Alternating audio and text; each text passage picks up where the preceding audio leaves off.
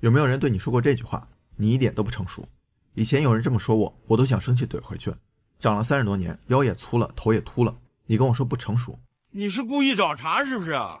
其实我也知道，他们并不是要拿出身份证比比谁大，而我只是不愿意承认心智成熟不能用生理年龄来衡量的事实。现在想想，这或许也是一种不成熟的表现。那怎样才算心智成熟呢？今天咱们借《少有人走的路》这本书聊聊这个问题。起初看到书名的时候，我还以为又是迎合大众口味的鸡汤，但在深入了解之后，我被打脸了。这本心理学著作自1978年出版以来，被翻译成23种语言，在全世界发行，豆瓣9万多人也打出了8.4的高分。它的内容没有那么时髦，有些甚至可能会让你觉得不舒服，但我还是恳请大家耐心看完本期视频，因为它真的能让我们在心智成熟的旅程上有所收获。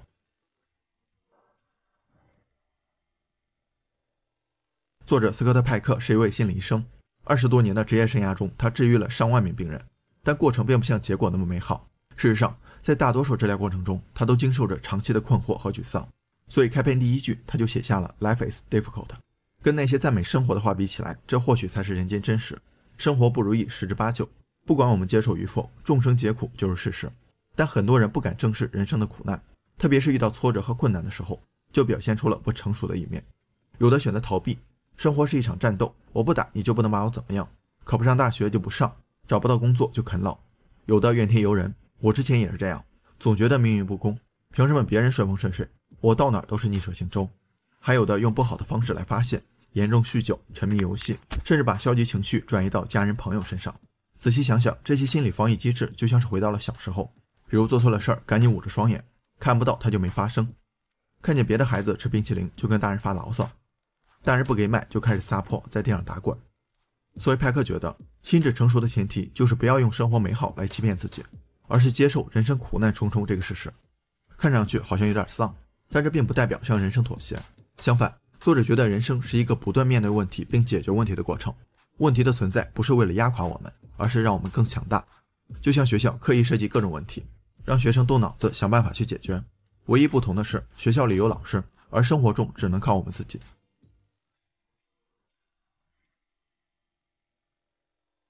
接受之后要如何应对呢？作者提到一个词，自律。乍一看没什么新意，但作者所说的自律并不是早睡早起好好学习这么简单，而是主动要求自己以积极的态度去承受痛苦。它包括4个原则：延迟满足、承担责任、忠于事实、保持平衡。咱们一个个说。小时候大家应该都一样，想要什么东西那必须立刻马上得到。我从不相信父母说的明天再买，鉴于我每次的态度都很强硬，所以很多时候我都如愿以偿的得到了一顿毒打。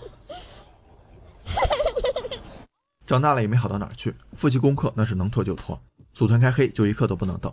做事情不是以重要程度来衡量，而是拿能不能获得快感来说事儿。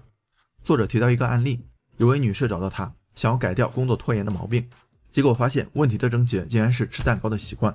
这位女士很喜欢吃蛋糕，确切的说是喜欢吃蛋糕上的奶油，所以她总是先吃奶油再吃蛋糕。上班也是一样，她总是先处理容易和喜欢做的事情，困难的就往后推。派克让她反过来试试，结果很快她就克服了拖延。你看，只是颠倒了一下顺序，甚至都不能算是一种新的方案，怎么就有立竿见影的效果呢？咱们可以这么理解，先易后难，每一件都比上一件难搞，等于是越来越痛苦，也就越来越想往后拖。反过来，先难后易，就是越做越轻松，处理问题的心态完全相反。另外，人的意志力并不是恒定不变的，跟肌肉力量一样是会被消耗的。先难后易能充分利用意志力，保证工作的质量和效率。很多人都没办法做到延迟满足，为了玩游戏经常熬夜，为了高配生活刷爆信用卡，为了当下快乐透着未来。他们不知道，这样不仅让痛苦在将来不断积累，也把心智成长的可能性淹没在无限的欲望中。我有一个表弟，初中毕业就辍学了，在社会上打拼了10几年，一直混得不好。他的父亲最常说的一句话就是：你自己当初不想上学，能怪谁？表弟在聊这个问题的时候，也总是告诉我，我爸不想让我上学，我现在只能这样。要说处理问题最快的方式，那一定是推给别人，但这样同样也是最坏的方式。孩子说不上学就不上学，作为父亲要承担教育失败的责任，而不是推到未成年的孩子身上。表弟进入社会没有混好，也不能把责任推给父亲，毕竟当初辍学是自己的决定。小时候我喜欢说这些话：这大钱打我的，谁让你不提醒我，都怪你不帮忙，不关我的事。长大了还是把他们挂在嘴边，千错万错都是别人的错，自己专注甩锅20年。心理学上有一种人格障碍叫人格失调症，就是缺少自主判断和承担责任的能力。你看是不是跟大多数人的症状一模一样？也刚好印证了作者的一个结论，几乎人人都有心理问题，只是程度不同而已。美国作家埃尔德里奇说过一句话，你不能解决问题，你就会成为问题。不管把责任推给谁，问题并不是消失了，而是短暂的寄存在别人那，时间越长问题越严重，最终会连本带利的还给你。所以承担责任甚至比第一条更重要，该来的迟早要来。人们以为推给别人就是躲过了责任，但其实只是躲过了心智成长的机会。人们认知这个世界的过程就像是在绘制一张地图，从小就开始了，哪儿有山哪儿有水，哪条路好走，哪条道布满荆棘。小时候我们听大人的话，会以为夜里真的有老猫，说谎话真的会尿床。长大后发现黑夜只是天体运动的结果，说谎话也只是不好的行为而已。随着年龄的增长，地图会变得清晰准确，这也直接决定了我们对客观事实的了解程度。有些人一直在修改自己的地图，不管年龄多大，没有偏见和优越感，努力接受新的认知。还有些人还未成年就放下了画笔，他们以为自己的地图准确无误，不需要再修改。年轻的时候我也总是会有偏见，看到别人天天去图书馆，会觉得他们装；看到有人刚毕业就找到好工作，会认为是靠家里人。心理学上有个词叫退行，就是说成年人用小孩子那套方式来应对困境，缓解焦虑。现在想想，我的行为跟小孩子毫无二致。就像小时候我们总喜欢跟小伙伴们比谁的才是好的，他喜欢泰罗奥特曼，我喜欢赛文奥特曼，谁也不让谁能吵一节课，因为在我们心里自己坚持的才是事实。很多时候并不是人们看不到事实，而是不愿意承认事实，他们更愿意待在舒适区里，对不同的声音视而不见。心理学家凯斯桑斯坦提出了回音式效应的概念，我们在封闭的环境里，意见相近的声音不断重复，不管他们是真理还是谬论，我们都会信以为真。舒服是舒服了，但也封死了心智成长的道路。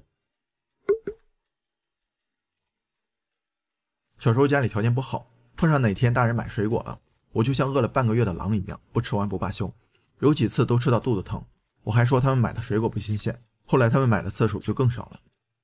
保持平衡就是要懂得取舍，建立一套富有弹性的约束机制。小时候贪吃贪玩，不顾后果的放纵自己是不平衡的。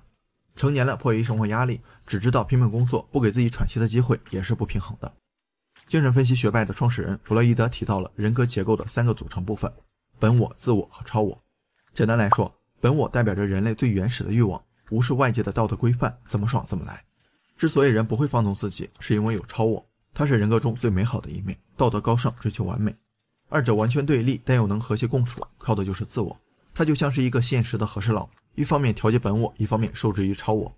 心智成熟不是本我支配的原始冲动，也不是超我追求的完美圣人，而是在自我的调控下保持人格的平衡状态。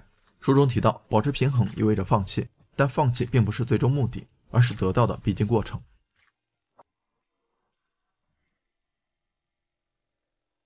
上面4个原则好像每一个都很痛苦，既要先苦后甜，又要承担责任，还要打破自己的认知和懂得取舍。不过看了作者下面提到的2个驱动力，你就会发现心智成熟并没有想象中的那么难。第一个驱动力，爱，也不是什么新的概念，不过作者所说的爱依然不是一般的爱，而是为了促进自己和他人的心智成熟，不断拓展自我界限，实现自我完善的一种意愿。根据定义，男女之间的爱情就不属于这种爱。首先，这只是动物的本能，并不是人类的专属。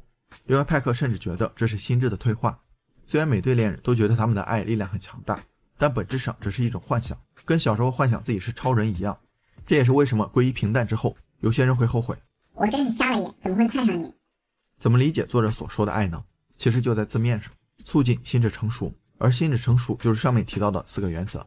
也就是说，如果你对一个人或者一件事的爱，可以不在乎眼前的收获，可以让你产生责任感，愿意推翻自己，重新认知，又不至于丧失自我，那就是真爱无疑了。有一些科研工作者对真理的追求就是真爱。第2个驱动力，潜意识。